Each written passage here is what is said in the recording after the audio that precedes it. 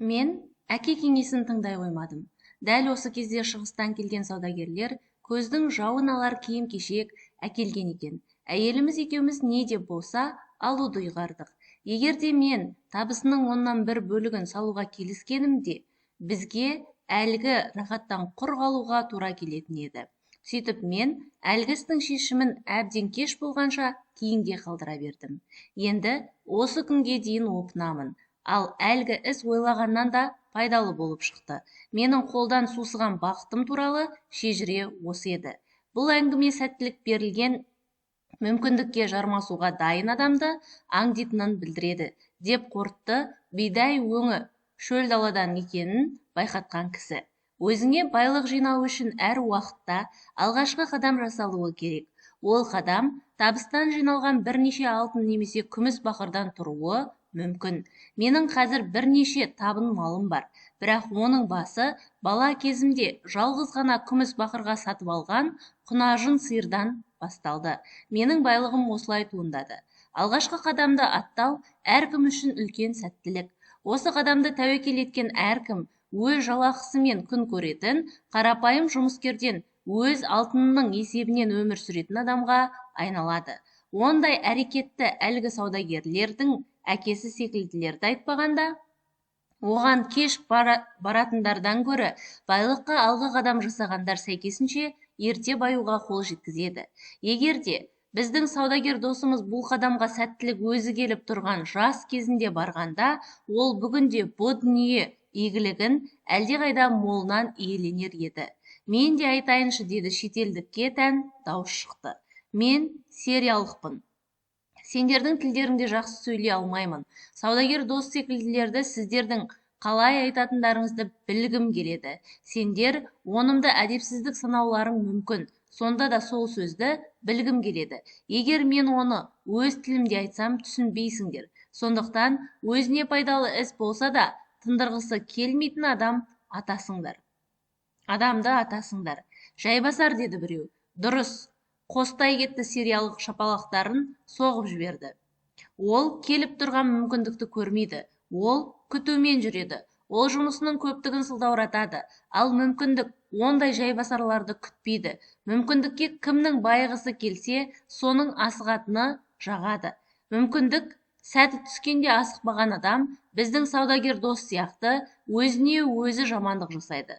Саудагер орнынан тұрды да күлімсіреген күйі сериялыққа иіліп ишара етті. Сенің шындықты именбей айтқаның үшін шетелдік дос, саған шексіз ризамын. Ал енді мүмкіндіктен айырылған тағы бір хикаяны тыңдайық. Кімнің айтқысы келеді, деп сұрады Арқат. Мен айтайын, деді қызыл шапанды орта жастағы кісі. Мен мал сатам. Негізінен түйе мен жылқы, кейде қой мен ешкіні де сауда қыламын.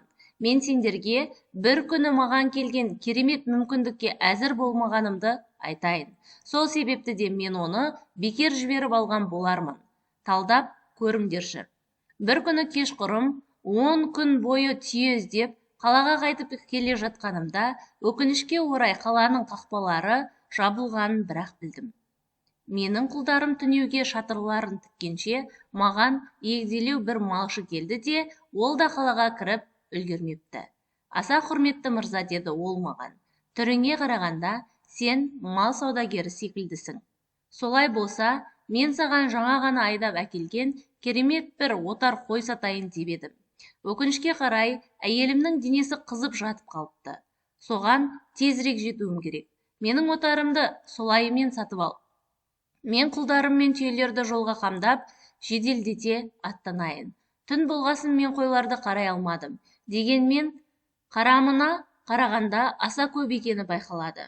10 күн бойы алуға лайық түйе болмағасын, мен қуана келістім. Ол болса, асығыс болғасын менің ойымдағы бағаны айтты. Мен ертеңгісін құлдарым мен қалаға отарды айдап кірген бойда қымбат бағаға сатқанымды білдім. Онымен алақан түйістіріп мәміле бекіттік те, мен құлдарыма от алдырып, соның жарығымен қойды санап шықтым. Малшының айтуынша, қой саны 900 болуы керек. Қараңғы түні әрі-бері қашқан отарды санаудың қияметтігін айтпай-ақ қояйын, достарым. Ол мүмкін емес іс екен. Сондықтан малшыға таң ата санап, есептегенімді айттым. Аса құрметті мырзам, деп жалынды шаруа. Бүгін 3-тен 2-сін төлеші, мен жолға шыға берейін. Мен осында ең ақылды да сауатты құлымды қалдырайын. Осаған санауға жәрдемдеседі. Оған сенем, қалған ақшаны соған берсең болады. Бірақ мен түнде төлемейтінімді айтып қасарыстым. Таң ата мен ұйқыдан оянып үлгерместен, қақпа ашылған бойдан 4 бірдей саудагер малшыға лап берді де, отардың бәрін сатып әкетті. Олар қойды қымбаттауға сатып алды. Себебі қаланы сол кезде дұшпан тарапынан қорғауға алу қаупі төнген еді. Шаруа болса, әр қойға менен сатылатын 3 есе құнын алып аттанып кетті. Сөйтіп мен өзі келген сәттіліктен құр қалдым. Ерекше хикая екен, аңғарғанын білдірді Архат. Ал бұдан қандай қорытынды шығарамыз? Егер мәміленің тиімді екеніне көз жетсе, ақысын бірден төлеу керек болар, деп қорытты қарт. Егер де мәміле шынында да пайдалы болса, онда саған ешкім де, тіпті өзіңнің кемшілігіңде зиян келтіре алмайды. Бәріміз де пендеміз, құбылмалымыз. Кейде дұрыс пікірді бұрысқа бағалауға пейілміз. Менің алғашқы әсерім ең дұрыс шешім болып шығатыны бар. Өзімнің осал мінезімнен қорғау үшін, артынан опын бас үшін, мен енді кепіл ақы қалдыратын боламын. Мен тағы да сөйлегім келіп тұр. Сериялық тағы да атып тұрды. Мына оқиғалар ұқсас екен. Екеуіңнен де мүмкіндік бірдей себептен кетіпті. Екеуі де кешығар екен. Екеуі де қазір нағыз сәтті кез тезірек шешейін деудің орнына ылғи жай ұғып шешімді кешіктіреді. Сосын олардан не шықсын? Сен дәл үстінен түстің досым, деді мал саудагер. Екі жағдайда да сәттілік жайбасарлардан теріс айналды. Оған таңданудың қажеті жоқ. Жайбасарлық әр адамға тән. Бәрімізде байлыққа ұмтылғанымен, соған керек мүмкіндік туып, шешім шығаруға келгенде баяулық еңсені басып кейінге қалдырамыз. Соған еркімізді жеңдіріп, өзімізге өзіміз дұшпандық жасаймыз. Сериялық досқа анаған сөзді өрбітсек, жас кезімде менің жайбасарлық қылған жерім болмады.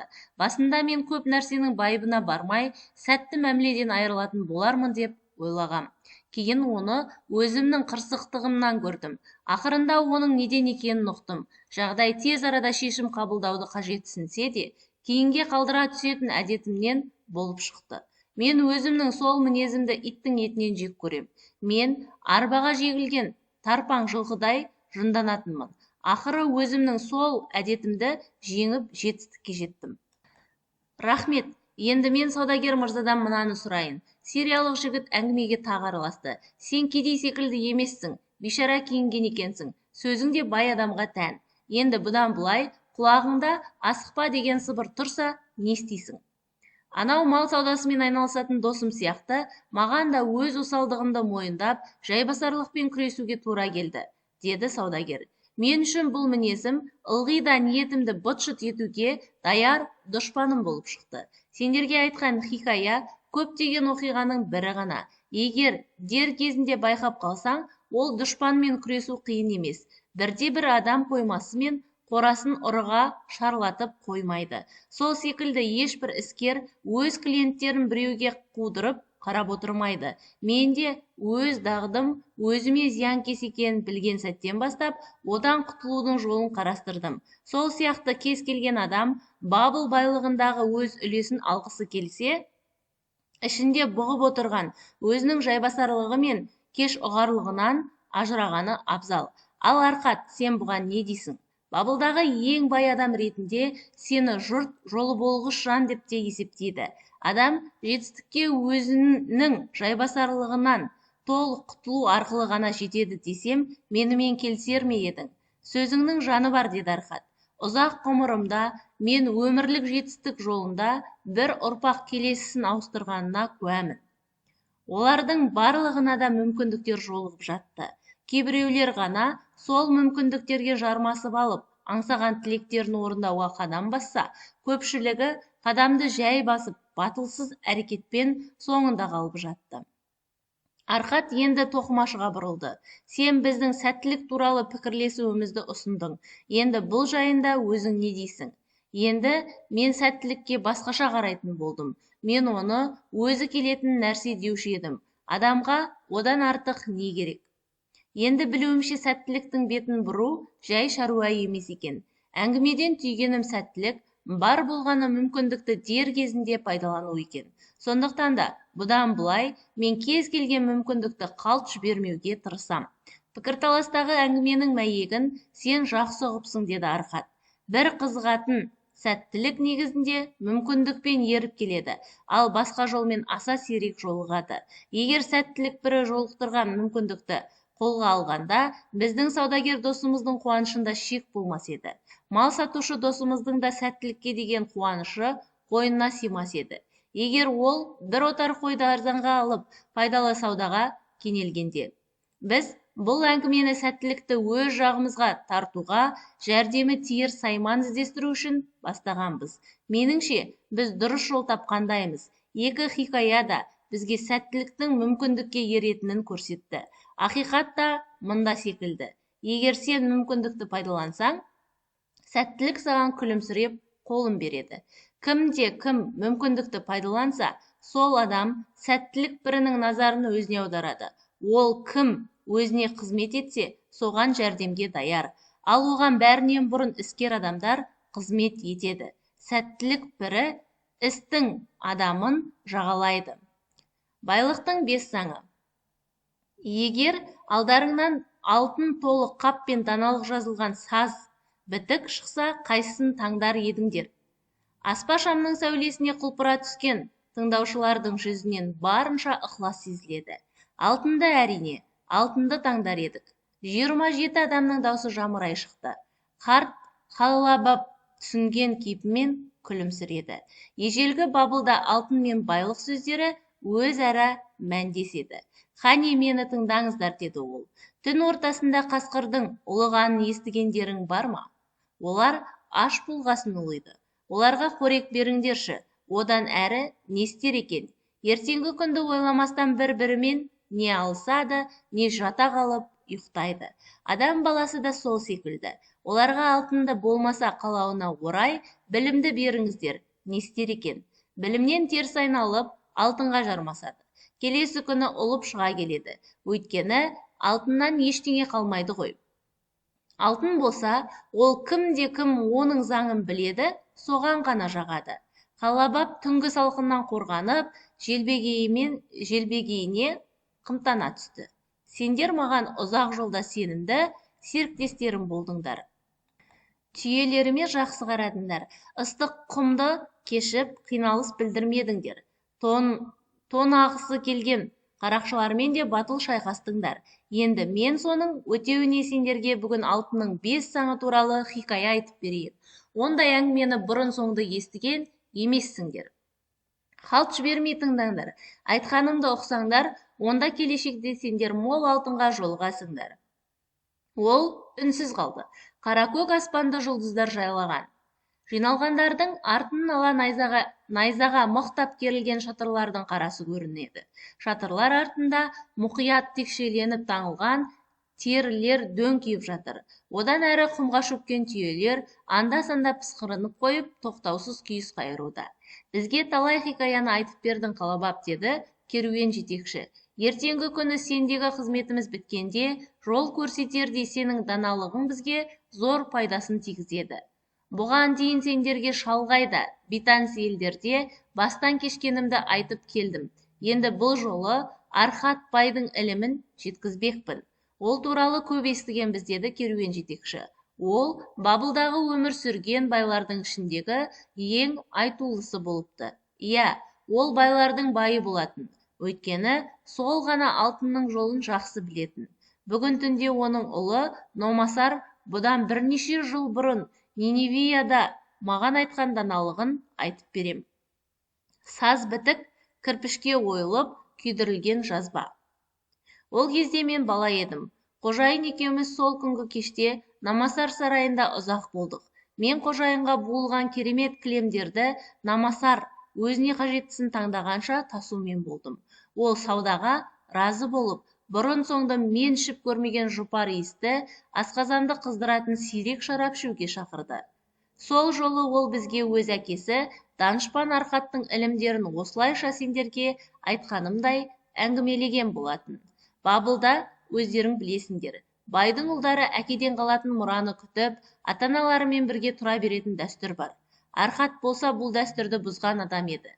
Сондықтан да басқа жерде тұрып, ақыл тоқтатқан Намасарды шабарман жіберіп өзіне шақыртыпты. Ұлым, сен менің мұрама ие бол, бірақ әуелі сен оны ақылмен жұмсай алатыныңды көрсет.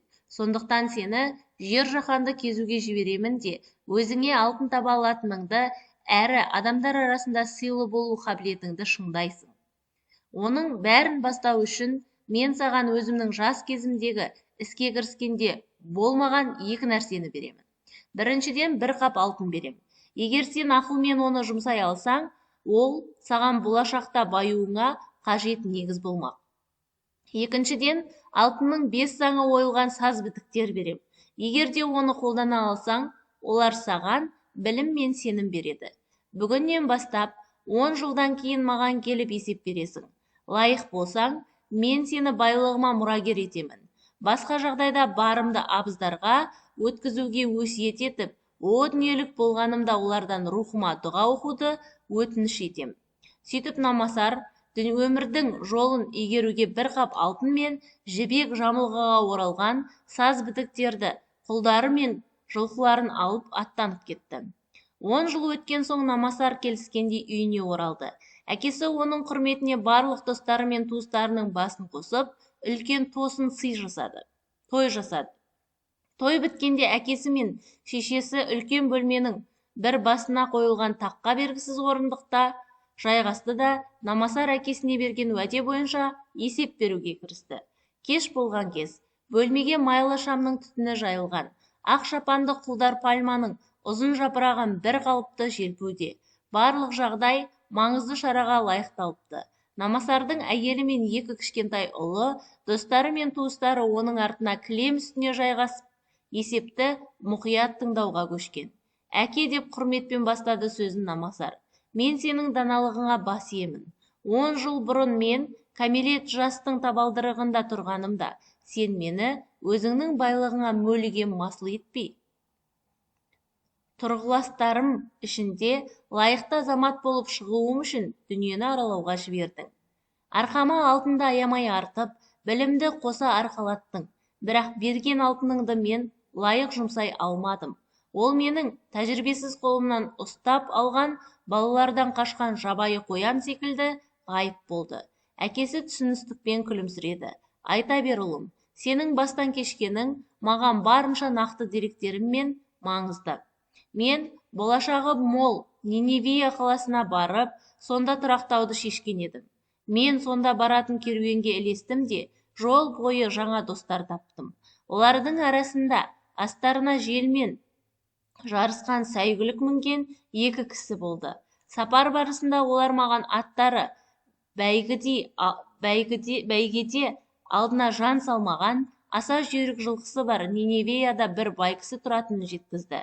Атбегі өзінің аттарын бәйгеде озатын жылқының жоқтығына сенімді еді. Сондықтан ол ат жарыста Бабылдың бірде-бір атын алдына шығармайтынына сеніп, болжам ойынға қанша ақша салса да даяр болатын. Алайда менің бір досым әлгінің аты өзінің сәйгүліктеріне қарағанда ақсақ екенін айтып, бәйгеде өз аттарының алдына жан салмайтынын жеткізді. Ол маған достық құрметіне өз аттарын жақтап, ойын-пұл салуымды өтінді. Бұл ұсыныс менің бойымды мықтап биледі. Бірақ біздің аттарымыз озбады да, мен біраз ақшамнан айырылдым. Әкесі мәз бола күлді. Кейінірек білдім, басымнан өткен жайт қитұрқы істің салдары екен. Әлгі маған дос болғандар керуенмен бірге ілесіп, мен секілді ашық ауыздарды аңдитын болып шықты. Ал Ниневиядағы атбегі де әлгілермен ауыз жаласқан адам екен. Ойын пұлды қылдай бөлісіп алыпты. Осындай салқын қанды алаяқтық маған алғашқы ащы сабағын осылай берді. Көп ұзамай мен тағы бір өзек өртер жайтты бастан кештім. Керуенде мен достасқан тағы бір жігіт болған. Ол да мен секілді бір бай баласы екен. Ниневияға өмірлік орын тебуге шығыпты. Сапар кезінде ол маған Ниневияда бір саудагердің қайтқанын, оның дүкенін тауарымен қоса түкке тұрғысыз ақыға сатып алуға болатынын айтқан. Ол екеуміз бұл істе серіктес болатынымызға уағдаластық. Бірақ ол Бабылға барып, алтынын алып қайту керек болды. Сондықтан ол дүкенді мендегі бар ақшаға ала тұруды ұсынды. Бірақ ол Бабылға сапарын кейінге қалдыра берді. Оның үстіне сауда ісінде білетіні аз болып шықты. Қолда барын оңды-солды жұмсай береді екен. Ақырында мен одан бас тарттым. Бірақ ол кезде шаруам кері кеткен еді. Дүкенде жарамсыз тауар қалды да, сату мүмкін болмады. Ал жаңасын алуға менде алтын түгесілді. Әйтеуір әупірімдеп израильдік бір кісіге дүкенді өте арзан бағаға сатып кеттім. Басыма ауыр күндер туды. Жұмыс іздегенмен ештеңе таппадым. Өйткені қолымнан ештеңе келмейтін. Аттарымды саттым, құлды да саттым. Тамақ пен түнек орынға бас артық киімдерді өткіздім. Бірақ күн артынан күн өтсе де, сәтсіздіктен құтыла қоймадым. Сол ауыр күндерде әке сенің маған сенетінің есіме түсті. Сен мені сапарға аттандырғанда азамат болуымды қаладың ғой. Мен соны атқаруым керек болды. Анасы болса бетін орамалмен көлегейлеп, кемсеңдеді. Сол кезде маған берген алтын заң жазулы саз парақтар есіме түсті. Оқып шықтым да, әуел баста білімді қолға алғанымда алтыннан ажырамайтынымды ұқтым. Мен заңның бәрін әрпіне дейін жаттап алдым да, егер де мені сәттілік бірі қолдай қалса, ісімді бала тәжірибесіздікке емес, қарт даналыққа басқартам деп шештім. Енді осында жиналғандарға мен әкемнің сазпарағында жазылған оның маған 10 жыл бұрын берген даналығын оқып шығайын. Ол мынау еді: байлықтың 5 заңы. Бірінші, табысының кемінде оннан бір бөлігін өзі мен жанұясының болашағына жинайтын адамның қолына ғана байлық қонады және көбейеді. Өзіне табысты іс тапқан адамның ақшасы ғана тұрақты да қалтқысыз жұмыс істеп, өрістегі малдай молаяды. Үшінші, білікті адамдардың кеңесіне құлақ асып, ақылмен іске жаратқан адамның байлығы еселенеді. Төртінші, өзіне бейтаныс іске салған адамның ақшасы қолдан сусиды. Бесінші, қолдан келмейтін іске ұрынғаны болмаса, алаяқтар мен қулардың қарамағына түскен немесе тәжірибесіздігі мен қиялилығының кесірінен тез баюға ұмтылған адам байлығының берекесі қашады. Маған жазып берген әкемнің байлыққа арналған 5 заңы осы болатын. Мен бұның құны алтыннан да қымбат екеніне көз жеткіздім. Оны келесі хикаяларымда баяндайын. Ол тағы да әкесіне қарады. Мен саған өзімнің тәжірибесіздігімнен ұрынған шарасыздығым мен уайымым жөнінде айттым. Бірақ кез келген жаманат тізбегінің соңы болады екен. Менің қайғым қала дуалын тұрғызып жатқан құлдарға қараушы қызметін тапқанымда сейіле бастады.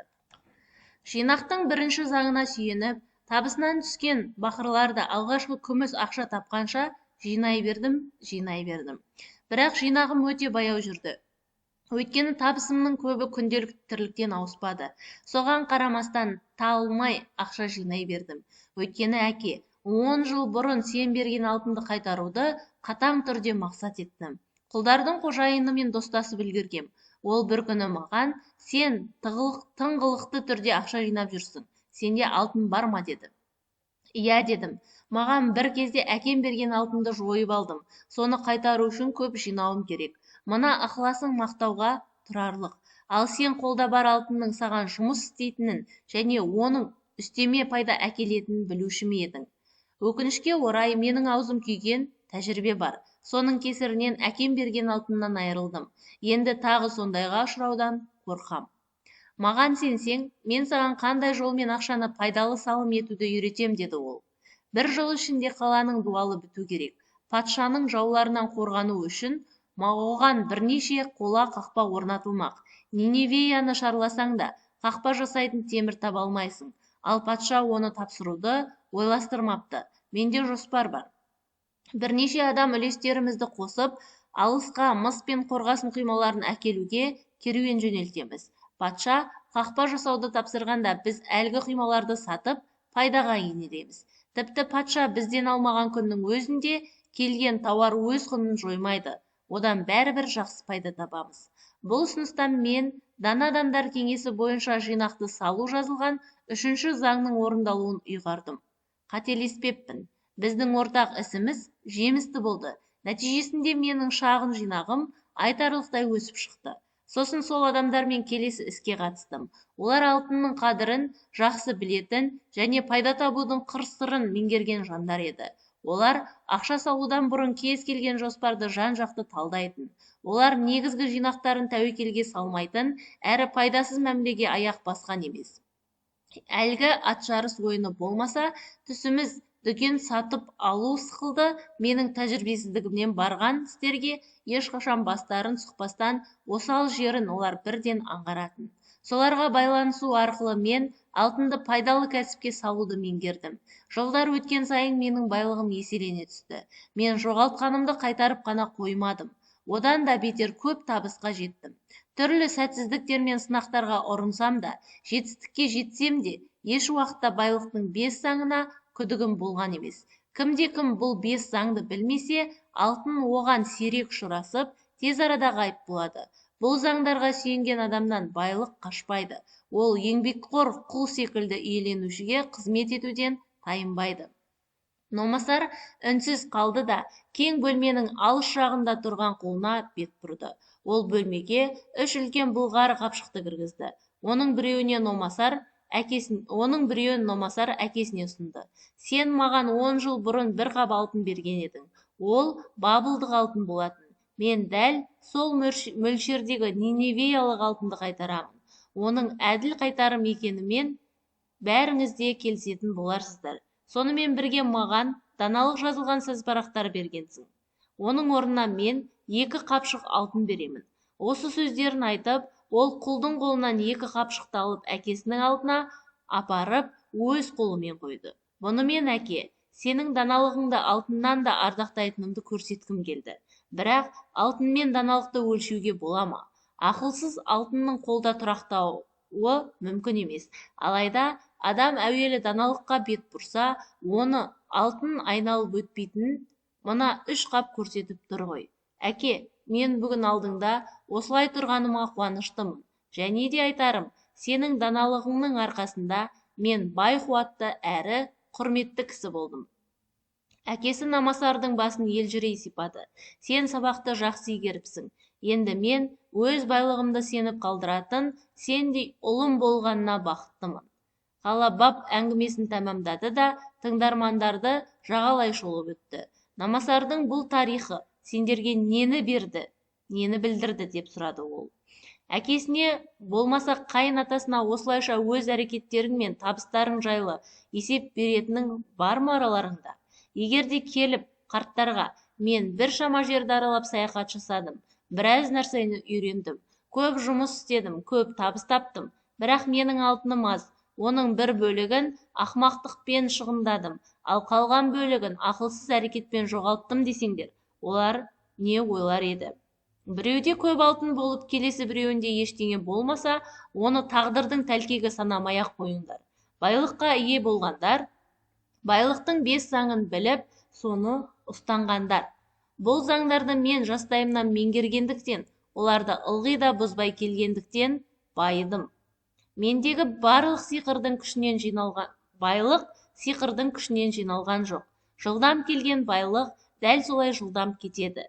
Егер де байлық білім мен тыңғылықты еңбектің арқасында келсе, онда ол иесіне бақыт сыйлап, ұзақ уақыт сіңеді. Ақылды адам үшін байлық жинау қиын емес. Ол міндетті ұзақ жылдар бойы ұстану күрделірек. Бірақ та байлықтың 5 заңын ұстану кез келген адамды несібеге кенелтеді. Бұл 5 заңның әрқайсысы терең мәнге толы. Оны ұғынбасаңдар, хикаяны айтып бітіргенше мен де қайталаймын. Мен оларды жас кезімнен жатқа білемін, әрі оларды талай істе тексергенім бар. Байлықтың бірінші заңы, табысыңның кемінде оннан бір бөлігін өзі мен жанұясының болашағына жинайтын адамның қолына ғана байлық дариды әрі молаяды. Табысыңның оннан бір бөлігін тұрақты түрде жинап, оны іске ақылмен салған адам өз болашағына жететіндей әрі артында қалған жанұясына жеткілікті тірлік көзін қалдырып, лайықты байлыққа қол жеткізеді. Бұл заң осындай адамның қолына әр уақытта алтын құймасын бұйыртады. Бұған куә ретінде мен өз өмірімді мысалға келтіре аламын. Маған неғұрлым алтын көп жиналған сайын, соғұрлым ол маған мол көлемде келеді. Жиналған алтын мен ойлағаннан артық табыс әкелді. Ал жиналған қор еселене түседі екен. Бірінші заңның осындай күші бар. Байлықтың екінші заңы өзіне табысты іс тапқан адамның байлығы ғана тұрақты да қалтқысыз жұмыс істеп тұрады. Өрістегі малдай көбейеді. Жинақ шынында да қалтқысыз еңбекқор. Ол мүмкіндік туғанда құлшыныспен молаяды.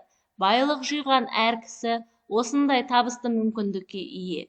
Жыл өткен сайын ол табыс еселеніп, қайран қаларлық мөлшерге жетеді. Байлықтың үшінші заңы білікті адамдардың кеңесіне құлақ асып, ақыл мен іске жаратқан кісінің байлығы еселенеді. Жинақ шынында да есуастан қашқан жандай қамқор қожайынға сытылып кетеді. Байлықпен ісі болған адамның кеңесіне құлақ асатын жан өз жинағын тәуекелге салмайды. Оған қауіпті жолатпай молаюына қуана қол жеткізеді. Байлықтың төртінші заңы өзіне бейтаныс іске ұрынған адамның байлығы қолдан сусиды. Жинақ көрмеген адамның қолындағы байлық кез келген мүмкіндікті пайдалы етіп көрсетеді. Алайда ол мүмкіндіктердің көпшілігі жинаққа қатер төндіреді. Егер де ол мүмкіндіктерді тәжірибелі кісілер сараптайтын болса, олар пайдаға жарайтын мұрсаттың аз екеніне көз жеткізер еді. Сондықтан да өздігімен өзіне бейтаныс іске қол артатын жинақ иесі көбінесе тәжірибесіздігі салдарынан қолда барын шашып тынады. Істің мәнісін білдіретіндер кеңесіне жүгініп, жинағын жаратқан жан ғана даналыққа жол салады. Байлықтың бесінші заңы қолдан келмейтін іске ұрынғаны болмаса, алаяқтар мен қулардың қармағына түскен немесе тәжірибесіздігі мен қияли қылығы кесірінен тез баюға ұмтылған адам байлығының берекесі қашады. Жинағы бар адам ылғи да сыйлықтарға толы ертегідей алдамшы ұсыныстар түседі. Оларға қарап шексіз байлықты сиқырлы күш қана қолға түсіретіндей көрінеді. Бірақ та ондай жоспарға қалай мұқият үңілсең, тез байытатын ол істердің соншалықты тәуекелге толы екеніне көз жеткізуге болар еді. Бұл жағынан ниневиялық баюдың еш уақытта қол жетпейтін табысқа басты байлығын тәуекел етпейтінін ұмытпаңдар. Байлықтың 5 заңы осы. Хикаяны айта отырып сендерге өз байлығымның құпиясын да аштым. Шын мәнінде ол байлықтың құпиясы емес. Күн сайын аштық қысқан қасқырдай болғаннан, күйбең тірліктің суырылып алға шыққысы келетінін кез келген адамға тән ақиқат еді. Ертең біз Бабылға жетеміз. Көрдіңдер ме? Анау Баала тәуқанасының үстіне самалдай самсаған оттарды. Алтын қала қол бұлғап тұр. Ертең сендерді лайық қызметтерің үшін алатын тиісті жинақтарың күтіп тұр. 10 жыл өткен соң бұл байлықтарың туралы не айтасыңдар? Араларыңда намасар секілді арқаттың даналығына сай алғашқы қадамды байлыққа барар жолға салатын біреулерің болса, онда 10 жылдан соң олар арқаттың ұлы сияқты ауқатты да абыройлы адам болмақ. Біздің дана қылықтарымыз текке кетпей, әр уақытта бізді өмір бойы қуантып, ләззатқа бөлейді. Дәл сол сияқты ақымақ қылықтарымыз бізге өмір бойы мазамызды алып, қауіп төндірумен болады. Өкінішке қарай, оны киім секілді шешіп тастап, ұмытып кете алмайсың. Бірақ та істей алатыныңды кезінде тындырмай кеткенің қыр соңыңнан қалмай өмір бойы өкшелеп жүреді. Бабылдың қазынасы ағыл-тегіл, оны ешкім де өлшей алмас. Жыл өткен сайын шаһардың байлығы еселеніп гүлдене түсуде. Бұл байлықтың бәрі де іскер адамдар үшін марапат болып табылады. Әр адамның тілегі мен ойында дүлей әрі сиқырлы күш жасырулы. Байлықтың 5 заңын білсеңдер, ол күшті өз пайдаларыңа жарата отырып, Бабылдың байлығынан өз үлестеріңді аласыңдар.